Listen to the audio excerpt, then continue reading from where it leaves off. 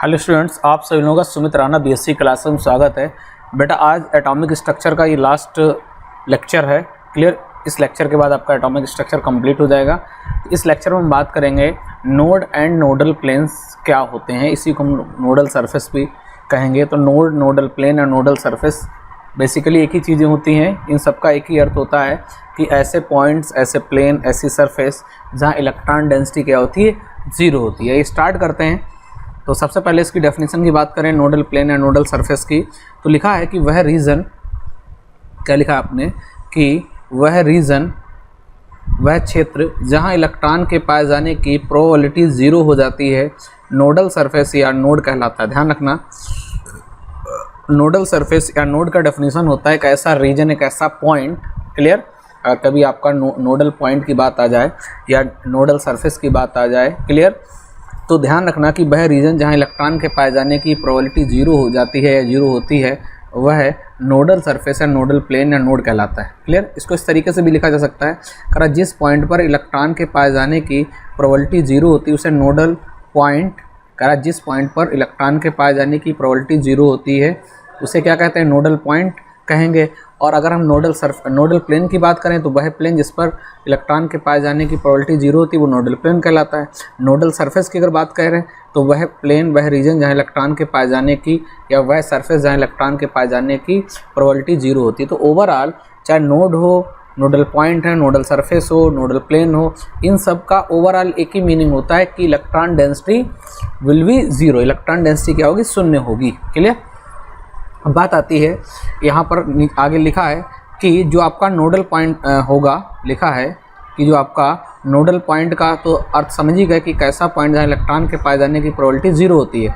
अगर इस पॉइंट से प्लेन को पास आउट कर दिया जाए, कह रहा है कि इस पॉइंट से पास आउट होने वाला प्लेन नोडल प्लेन कहलाता है। जो आपका पॉइंट है, अगर इस पॉइंट से किसी प्लेन को पास कर दिया जाए, इस पॉइंट से किसी प्लेन को पास कर दिया जाए तो इस प्लेन को हम लोग क्या कहेंगे, नोडल प्लेन कहेंगे।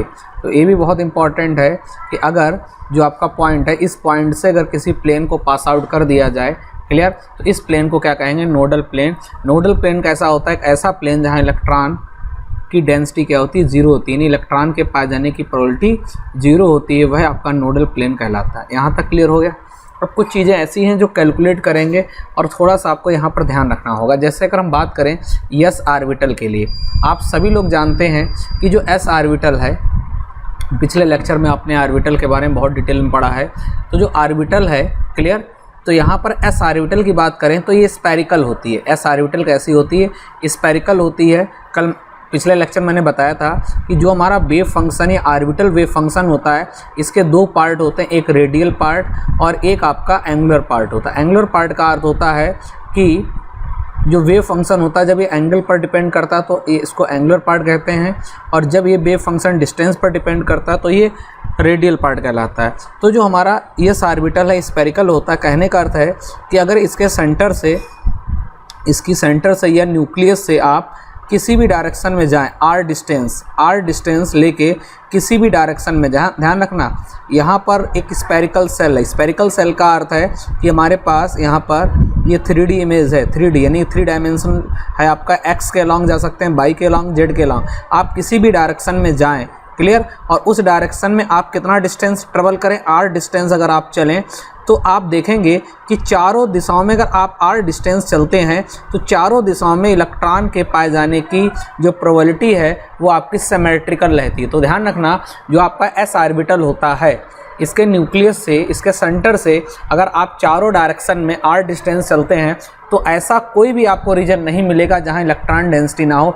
हर जगह आपको इलेक्ट्रॉन डेंसिटी कैसी मिलेगी, आपको सिमेट्रिकल मिलेगी, एक जैसी मिलेगी। यहाँ पर इलेक्ट्रॉन का जो डिस्ट्रीब्यूशन होगा पूरी सरफेस में कैसा होगा, एक जैसा होगा। तो कहेंगे यहाँ पर कोई भी नोडल पॉइंट या नोडल प्लेन ऐसा नहीं है जहाँ इलेक्ट्रॉन डेंसिटी जीरो हो। क्लियर, तो इसके अंदर ध्यान रखना, जो आपका 1s ऑर्बिटल होता है, इसके अंदर किसी तरीके का कोई भी ऐसा प्लेन या ऐसी सरफेस या पॉइंट नहीं होगा जहां इलेक्ट्रॉन के पाए जाने की प्रोबेबिलिटी क्या हो बेटा, आपकी ज़ीरो हो।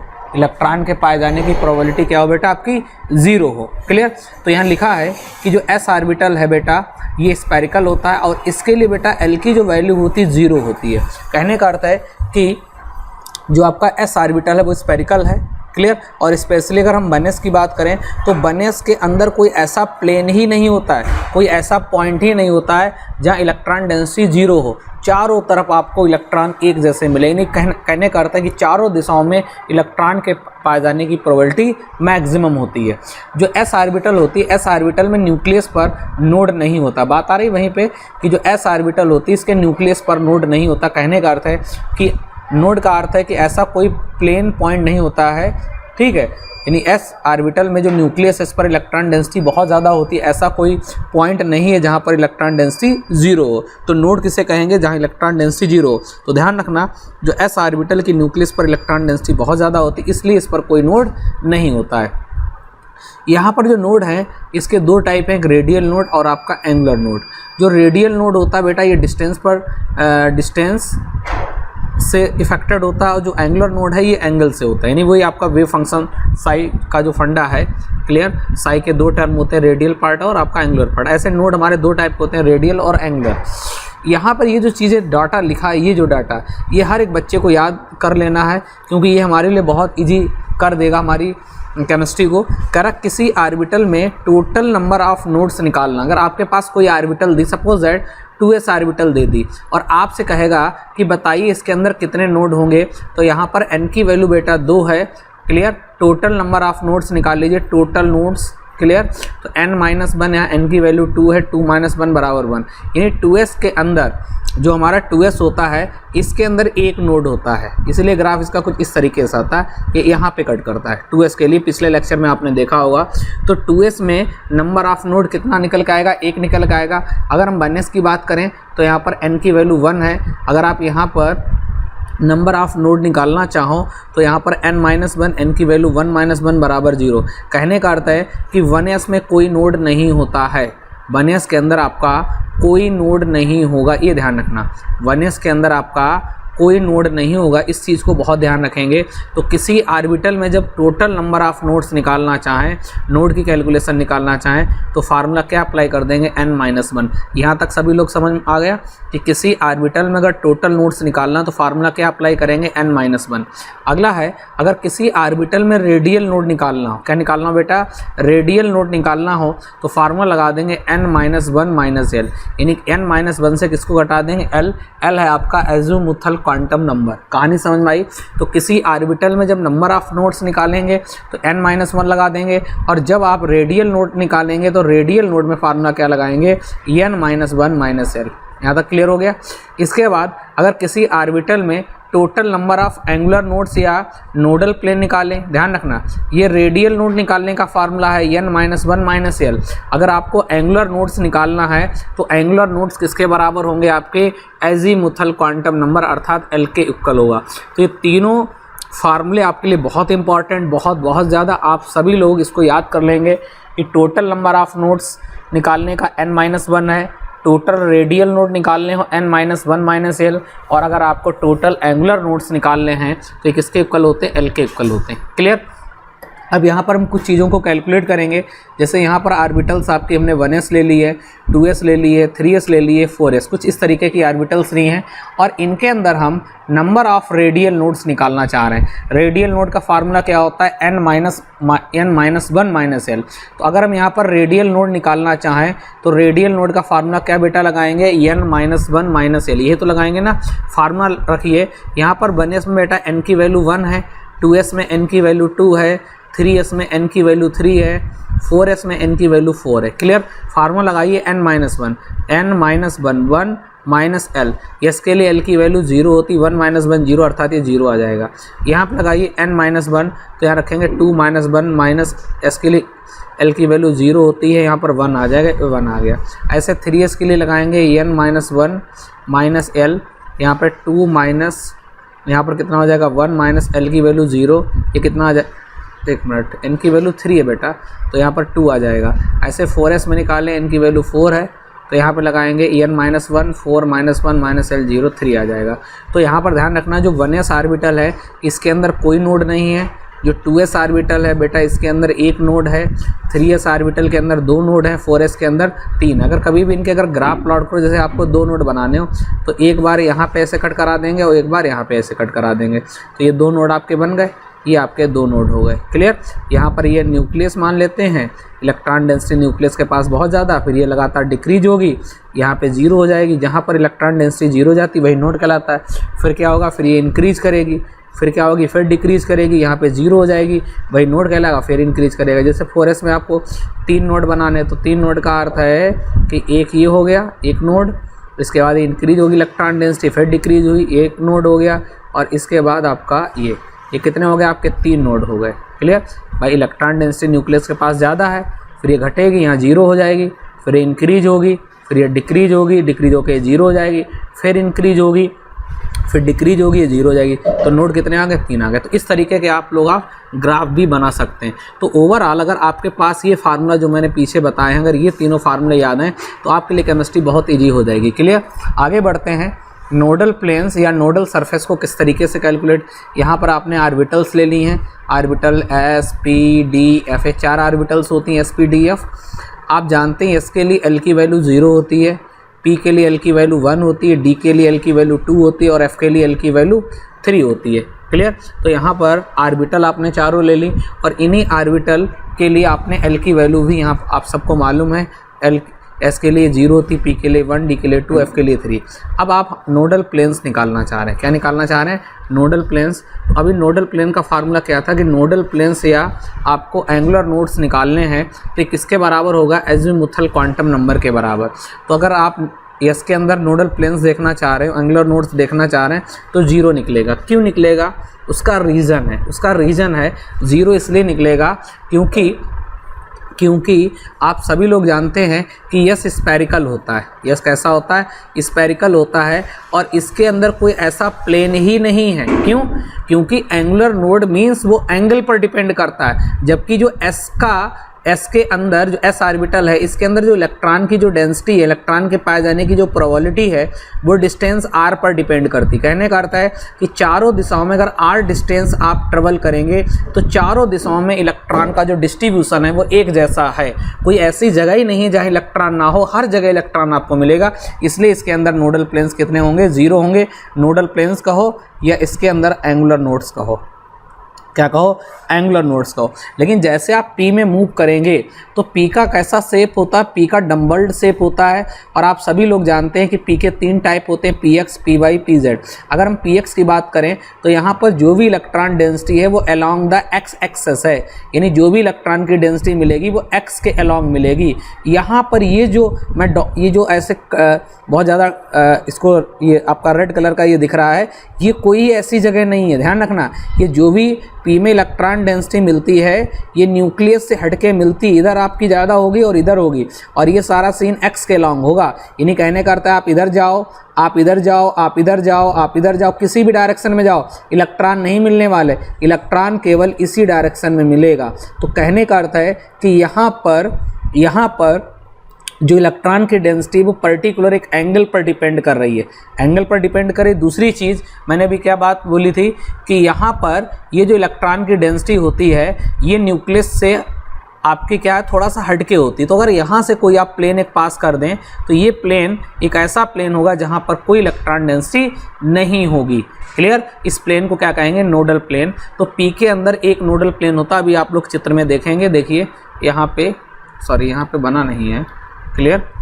आपने पिछले लेक्चर मैंने इनके नोडल प्लेन आपको दिखाए थे। चलिए अभी हम जस्ट बैक करके आपको दिखाएंगे। क्लियर। ऐसे ही P के अंदर एक होता है, D के अंदर नोडल प्लेन कितने होते हैं, 2, और F के अंदर 3 हो गए। तो ध्यान रखना किसी ऑर्बिटल के अंदर कभी भी अगर आपको नोडल प्लेन्स या एंगुलर नोड्स निकालने हों तो बस ध्यान रखना जो आपका एजीमुथल क्वांटम नंबर होगा उसी क्वांटम नंबर के इक्वल हमारे क्या होते हैं, नोडल प्लेन्स या एंगुलर नोड्स। यहाँ तक क्लियर हो गया। अभी मैं इनकी पिक्चर आपको दिखाऊंगा।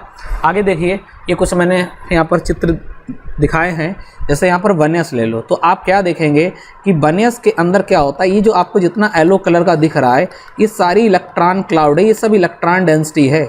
ये इलेक्ट्रॉन डेंसिटी है, ये इलेक्ट्रॉन क्लाउड है, ये इलेक्ट्रॉन क्लाउड आपका चारों डायरेक्शन में ऐसे ऐसे फैल रहा है। तो कहने का अर्थ है कि बनेस में तो कोई गुंजाइश ही नहीं। और ये जो इलेक्ट्रॉन क्लाउड है ना, ये स्पेरिकल शेप में होता है। ये जो इलेक्ट्रॉन क्लाउड आपको दिख रहा है, ये सारा स्पेरिकल शेप में होता है। कैसा होता है ये आपका? ये सब आपका स्पेरिकल फॉर्म में होता है, चारों डायरेक्शन में होगा। एक्स के लॉन्ग होगा, वाई के लॉन्ग होगा और जेड के लॉन्ग आपको मिलेगा। कोई ऐसा प्लेन ही या कोई ऐसा पॉइंट नहीं होगा जहाँ इलेक्ट्रॉन डेंसिटी ना हो। यहाँ तक क्लियर हो गया। आगे बढ़ते हैं 2s के लिए। 2s में आप देख रहे हैं ये येलो कलर का है, क्लियर। ये इलेक्ट्रॉन डेंसिटी, बीच में जो वाइट दिख रही है, ये वाइट जो जगह है यही आपकी क्या है? नोड है, क्लियर। इसके बाद ये आपका हल्का सा ब्लू कलर का ये जो आपका दिख रहा है ये नीला नीला हल्का सा इस तरीके से ये सारा इलेक्ट्रॉन डेंसिटी है। यहाँ पर इलेक्ट्रॉन है। ये येलो और ये वाला जो मैंने जो आपको डॉटेड दिखा रहा हूँ, इनके बीच में जो वाइट पार्ट है ये आपका नोड है। नोड का अर्थ है यहाँ पर इलेक्ट्रॉन डेंसिटी 0 आपको मिलने वाली है। तो 2s के अंदर नोड कितना होता है? 1 होता है। इसके बाद 3s के अंदर 2 नोड होंगे, एक ये वाइट कलर का है, क्लियर, और ये येलो के बाद ये वाइट कलर का, फिर ये आपका हल्का सा ब्लू कलर का कह सकते हैं, क्लियर, ब्लू कह सकते हैं। इसके बाद फिर ये वाइट कलर ये दिख रहा है, एक आपका वाइट पार्ट ये दिख रहा है और एक वाइट पार्ट अंदर है। ये 2 पार्ट जो आपको दिख रहे हैं, ये 2 रीजन्स जो हैं नोड हैं, क्योंकि ये ऐसे रीजन्स हैं जहाँ इलेक्ट्रॉन डेंसिटी क्या होती है? 0 होती है, क्लियर। कुछ आपको स्लाइडें हम वापस दिखा रहे हैं, क्लियर। यहाँ पर बहुत इंपॉर्टेंट आपको समझ में आएगा, क्लियर, जैसे मैं अभी आपको दिखा रहा हूँ। अब देखिए, इसको मैं आपको दिखा रहा हूँ, ये आपके लिए बहुत इंपॉर्टेंट होने वाला है। देखिए, ये देखिए, ये नोडल प्लेन आपको दिख रहे हैं ना। इस नोडल प्लेन में आप क्या देख रहे हैं? px है। तो यहाँ पर क्या है कि यहाँ पर ये जो आपको दिख रहा है ये इलेक्ट्रॉन डेंसिटी है, ये इलेक्ट्रॉन डेंसिटी है, क्लियर। ये हमारा ये x के अलॉन्ग इलेक्ट्रॉन डेंसिटी है, क्लियर। ये एंगुलर पार्ट है। एंगुलर पार्ट का अर्थ होता है कि इलेक्ट्रॉन डेंसिटी यहाँ पर जो भी होगी वो एक पर्टिकुलर एंगल पर डिपेंड करती है, जबकि जो s होता है वो रेडियल पार्ट का होता है, उसमें एंगल का कोई लेना देना नहीं होता। उसमें किसी भी डायरेक्शन में आप जाएं, हर एक डायरेक्शन में इलेक्ट्रॉन की डेंसिटी आपको सिमेट्रिकल मिलेगी, तो वो हमारा एक रेडियल पार्ट कहलाता है। क्यों? क्योंकि वो डिस्टेंस से प्रभावित होता है, वो डिस्टेंस पर डिपेंड करता है। लेकिन यहाँ पर इलेक्ट्रॉन की डेंसिटी एंगल पर। अब देखिए, ये x कोऑर्डिनेट हो गया और ये आपका y कोऑर्डिनेट हो गया और ये z कोऑर्डिनेट हो गया। तो यहाँ पर ये जो प्लेन है ये बाई जेड, यानी कहने का अर्थ है कि ये प्लेन जो है वो यहाँ से पास होके गया है, ये जो प्लेन है वो यहाँ से पास होके गया है, क्लियर। और ये दोनों लोब, एक लोब ये है और एक लोब ये, इन दोनों लोब के बीच में प्लेन ये जा रहा।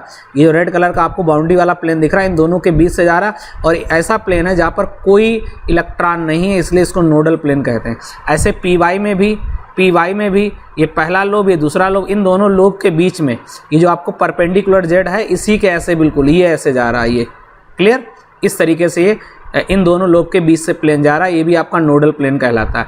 ऐसे ही पी वाई में यहाँ पर इलेक्ट्रॉन डेंसिटी जेड के अलॉन्ग है, पी वाई में इलेक्ट्रॉन डेंसिटी वाई के अलॉन्ग है, और यहाँ पर जो आपका नोडल प्लेन है वो पहले लोब और दूसरे लोब के बीच से जा रहा है। कहानी समझ में आ रही है ना? यानी ये लोब है और ये लोब है, इसके बीच से ऐसा प्लेन ये जा रहा है, क्लियर। इसे क्या कहेंगे? Nodal plane. कहानी समझ में आई? ऐसे ही ये डी ऑर्बिटल में आपके हैं, ये डी ऑर्बिटल्स में कितने आपके नोडल प्लेन हैं? आपके 2 हैं। कितने बेटा? 2। इसको हमेशा ध्यान रखना, ये SPDF याद रखा करो। कभी भी एंगुलर नोड्स या नोडल प्लेन निकालने हो तो इसके लिए 0 होता है, इसके लिए 1 होता है, इसके लिए 2, इसके लिए 3, बस ध्यान रखना। यहाँ पे D आ गया तो D के अंदर कितने प्लेन्स होंगे? 2, और F के अंदर कितने होंगे बेटा? 3 होंगे, क्लियर। तो ओवरऑल ये हमने एक आपको जनरल आइडिया दिया कि नोडल सरफेस या नोड या नोडल पॉइंट्स क्या होते हैं। अगर इनके बहुत अच्छे से ग्राफ भी समझने हैं, इनके बहुत अच्छे से आपको ग्राफ भी समझने हैं, इसके लिए आप क्या करेंगे? जैसे यहाँ पर आपके लिए अगर देखा जाए तो ग्राफ का फंडा थोड़ा बहुत यहाँ पे, जैसे देखिए इस वाली इमेज को देखिए कितना इसमें क्लियर होने वाला है, क्लियर। देखिए यहाँ पे S ऑर्बिटल है, S ऑर्बिटल स्फेरिकल है, इसके लिए L की वैल्यू 0 होती है। क्यों? इसके अंदर किसी टाइप का कोई नोड नहीं होगा। जो भी इलेक्ट्रॉन डेंसिटी होती है, आप पहले ये पहला चित्र है ना, इस पहले चित्र में आप देख रहे हैं, ये पहला चित्र है, तो इस पहले चित्र में आप देख रहे हैं कि यहाँ पर जो भी इलेक्ट्रॉन डेंसिटी, ये जो आपका ब्लू कलर का दिख रहा है, जो भी इलेक्ट्रॉन डेंसिटी है वो न्यूक्लियस के निकट सबसे ज़्यादा है, न्यूक्लियस के निकट ज़्यादा, यानी यहाँ पर कोई आपको प्लेन नहीं मिलेगा। और इलेक्ट्रॉन डेंसिटी कैसी होगी? ये आपकी 3 डायमेंशनली है और कैसी है? स्पेरिकल है। कैसी है? स्पेरिकल है। तो इसके अंदर नोड होते ही नहीं है। लिखा है S ऑर्बिटल, L बराबर 0, L बराबर 0, क्योंकि इसके लिए एजीमुथल क्वांटम नंबर 0 होता है, इसके अंदर कोई भी नोड नहीं होता, लिखा है 1s के अंदर क्या होता है, नो नोड्स, कोई नोड ही नहीं है। लेकिन जैसे आप 2s पर मूव करते हैं तो 2s के लिए बेटा यहाँ पर 2s के लिए यहाँ पर n की वैल्यू 2 हो गई, क्लियर। और आपको तो नोड्स निकालने हैं, क्या निकालने हैं, नोड्स निकालने हैं। तो आपको टोटल नोड्स अगर निकालना तो फार्मूला होता है n-1, तो 2 - 1 बराबर 1 आ जाएगा, क्लियर। अगर एंगुलर नोड्स निकालने इसके अंदर, अगर s के अंदर आपको एंगुलर नोड्स निकालने तो इसके s के लिए एंगुलर नोड्स कितना हो जाएगा, 0 हो जाएगा। क्या हो जाएगा आपका, 0 हो जाएगा, क्योंकि एंगुलर नोड्स किसके बराबर होता है, एजीमुथल क्वांटम नंबर के बराबर होता है, क्लियर। लेकिन अगर केवल नोड्स की बात करें तो नोड्स का एक तरीका क्या होता है, फार्मूला n-1, तो यहाँ पर रखेंगे 1 - 1 बराबर 0, 2s के लिए n-1, 2 - 1 बराबर 1, और 3s के लिए 3 - 1 बराबर 2, क्लियर। इसलिए इसके अंदर नोड 0 है, इसके लिए आपका नोड 1 है, इसके अंदर नोड 2 है। आइए देखते हैं। तो 1s में तो कोई नोड ही नहीं, 2s का देखिए, ये जो वाइट कलर का पार्ट आपको दिख रहा है, ये वाइट कलर का जो पार्ट दिख रहा है बेटा, यही आपका नोड है, यही आपका क्या है, नोड है, ये बेटा क्या आपका नोड है। इसको अभी ग्राफिकली देखेंगे। अब यहाँ पर 2s में 2 नोड हैं, एक वाइट कलर का ये पार्ट है, एक वाइट कलर का ये पार्ट है, क्लियर। बहुत अच्छे से आपके समझ में आ रहा होगा। ये जो आपके हैं ये आपके क्या कहलाते हैं, ये नोड्स कहलाते हैं, इलेक्ट्रॉन डेंसिटी 0 होती। आइए ग्राफ के द्वारा समझ लेते हैं। अगर हम 1s के लिए साई और r के रिस्पेक्ट में एक ग्राफ प्लॉट करें तो ये न्यूक्लियस है, न्यूक्लियस के निकट इलेक्ट्रॉन डेंसिटी बहुत ज़्यादा होती, फिर धीरे धीरे धीरे धीरे धीरे धीरे धीरे धीरे इलेक्ट्रॉन डेंसिटी घटेगी और फिर ये आपकी क्या हो जाएगी, ऐसे पैरेलल चली जाएगी, 0 नहीं होगी, ये पैरेलल बहुत दूर तक आपकी इनफाइनाइट तक चली जाएगी, क्लियर। तो यहाँ पर इलेक्ट्रॉन डेंसिटी न्यूक्लियस के पास बहुत हाई, फिर धीरे धीरे धीरे धीरे न्यूक्लियस से दूर जाने पर इलेक्ट्रॉन डेंसिटी आपकी लगातार डिक्रीज होती, क्लियर। तो 1s में क्या होता है, यहाँ पर आके 0 नहीं होगी, ये इनफाइनाइट तक जाएगा। तो यहाँ पर इलेक्ट्रॉन डेंसिटी 1s में क्या होता है, ज़्यादा होती है, और यहाँ पर इसके अंदर कोई भी नोड नहीं होता है। अगर यही ग्राफ, ये तो हो गया साई का आर के साथ ग्राफ। अगर हमें साई स्क्वायर का आर के साथ ग्राफ देखना हो तो ये थोड़ा सा उल्टा हो जाता है, क्योंकि प्रोबेबिलिटी डिस्ट्रीब्यूशन में चला जाता है, प्रोबेबिलिटी डिस्ट्रीब्यूशन कर्व में जाता है। तो यहाँ पर क्या होता है, न्यूक्लियस से दूर जाने पर, जैसे जैसे दूर जाते हैं तो इलेक्ट्रॉन डेंसिटी बढ़ती है, और एक मैक्सिमम डिस्टेंस पर, जैसे यहाँ पर पीक आपको मिल रही है, ये पीक किस बात का यहाँ पर इंडिकेशन है कि यहाँ पर इलेक्ट्रॉन डेंसिटी न्यूक्लियस से दूर जाने पर यहाँ इलेक्ट्रॉन डेंसिटी कैसी हो जाती है, मैक्सिमम हो जाती है, और उसके बाद धीरे धीरे धीरे धीरे धीरे धीरे धीरे धीरे इलेक्ट्रॉन डेंसिटी आपकी घटती है। पहला ग्राफ क्लियर हो गया।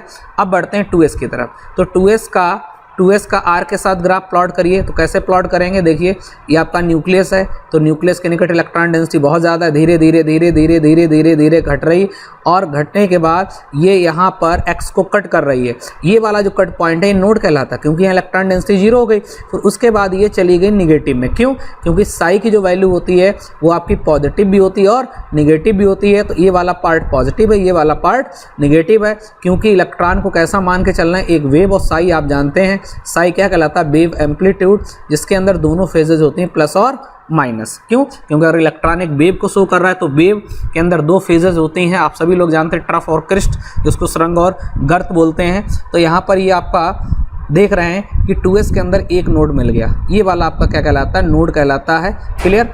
अगर इसी साई का ये r के साथ ग्राफ है, अगर हम साई स्क्वायर का r के साथ ग्राफ देखें, साई स्क्वायर के r के साथ ग्राफ देखें, तो ये न्यूक्लियस है। तो जैसे जैसे न्यूक्लियस से दूर जाएंगे इलेक्ट्रॉन डेंसिटी क्या हो रही है, ये इलेक्ट्रॉन डेंसिटी बढ़ रही है, बढ़ रही है, और बढ़ने के बाद क्या हो रही है, मैक्सिमम हो रही है। मैक्सिमम होने के बाद फिर ये कम हो रही, कम हो रही है, और ये क्या हो गई, यहाँ पे 0 हो गई। ये जहाँ पर ये 0 हो जाती है, ये वाला जो पॉइंट है ये आपका नोड कहलाता है। फिर ये इलेक्ट्रॉन डेंसिटी बढ़ती है, बढ़ती बढ़ती बढ़ती बढ़ती, और यहाँ पर आने के बाद इलेक्ट्रॉन डेंसिटी मैक्सिमम हो जाती है। उसके बाद इलेक्ट्रॉन डेंसिटी धीरे धीरे धीरे धीरे धीरे धीरे कम हो जाएगी, और ये लगातार आपकी कम हो रही है, क्लियर।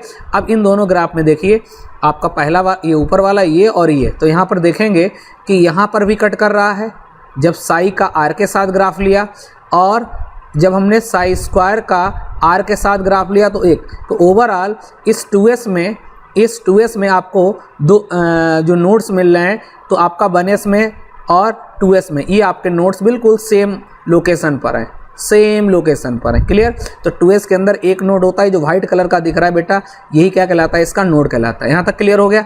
आगे बढ़ते हैं। अब हम 3s के लिए मूव करते हैं। सभी लोग जानते हैं कि 3s में यहाँ पर वाइट 2 है, तो यहाँ पर बेटा नोड्स कितने आपके हैं, 2 हैं नोड्स। क्लियर। अब यहाँ पर बात आ रही है कि अगर हम साई का यानी 3s के लिए साई और r के लिए ग्राफ प्लॉट करें तो देखिए ये इलेक्ट्रॉन डेंसिटी न्यूक्लियस के पास बहुत ज़्यादा होगी। धीरे धीरे धीरे धीरे धीरे धीरे धीरे धीरे इलेक्ट्रॉन डेंसिटी आपकी कम हो रही, कम होने के बाद यहाँ पर इलेक्ट्रॉन डेंसिटी 0 हो गई, इसे नोड कहते हैं। फिर ये निगेटिव चली गई, फिर धीरे धीरे धीरे धीरे फिर ये आके ये निगेटिव के बाद फिर ये इंक्रीज हुई, फिर धीरे धीरे यहाँ पर कट कर रही है। ये क्या कर रही है आपकी, यहाँ पे कट कर रही है। क्लियर। ये यहाँ पे कट कर रही है, कट करने के बाद फिर ये आपकी 1 मिनट, इसके बाद क्या हो रहा है कि ये आपको यहाँ पे कट कर रही, एक नोड आपका ये मिला, फिर ये इलेक्ट्रॉन डेंसिटी बढ़ रही, फिर ये आपकी ऐसे पैरेलल चलेगी। क्लियर। तो यहाँ पर 2s में भी आप देख रहे हैं कि बेटा यहाँ नोड कितने हैं, एक नोड ये है और एक नोड ये है। क्लियर। इसलिए यहाँ पर भी नोड आपको दिखाए गए। तो जैसा ऊपर यहाँ चित्र दिखाया गया तो इसी का इस तरीके से ग्राफ भी हमको बनाना है। यहाँ तक क्लियर हो गया। इसके बाद फिर हम मूव करते हैं साई स्क्वायर का r के साथ ग्राफ। क्लियर। तो यहाँ पर क्या है, न्यूक्लियस है, न्यूक्लियस से दूर जाने पर इलेक्ट्रॉन डेंसिटी क्या होती है, ये बढ़ती है, बढ़ने के बाद फिर ये डिक्रीज हुई, फिर यहाँ पर ये 0 हो गई, फिर ये इंक्रीज हुई, ये मैक्सिमम गई, मैक्सिमम के बाद डिक्रीज हुई, फिर ये आपकी घट के 0 हो गई, ये नोड हो गया। ये तो न्यूक्लियस है। क्लियर।